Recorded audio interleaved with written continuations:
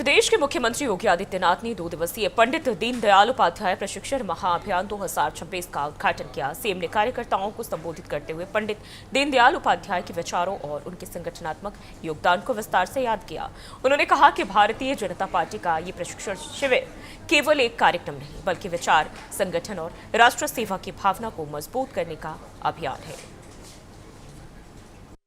Bharatiya Janata party का जो एक प्रशिक्षण शिविर है, यह पंडित दीनदयाल उपाध्याय प्रशिक्षण महाअभियान का हिस्सा है। हम सब जानते हैं कि राष्ट्रीय स्वयंसेवक संघ के एक प्रचारक के रूप में, एक स्वयंसेवक के रूप में, एक प्रचारक के रूप में पंडित दीनदयाल उपाध्याय जी ने उन संस्कारों से ढल करके वे भारतीय जनता पार्टी के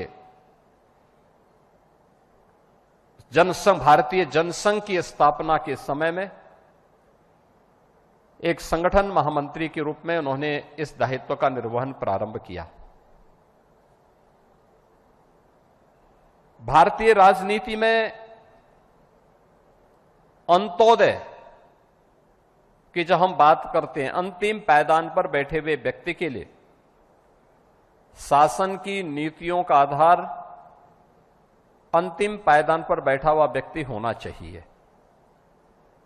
और पंडित दीनदयाल उपाध्याय जी ने स्वतंत्र भारत में सरकारों को इस बात के लिए आह्वान किया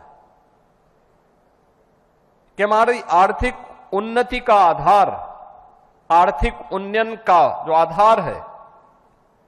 वह ऊंचे पायदान पर खड़े व्यक्ति पर नहीं, बल्कि सबसे नीचे पायदान पर बैठे हुए उस व्यक्ति के साथ हम अपने आर्थिक नीतियों का समन्वय करें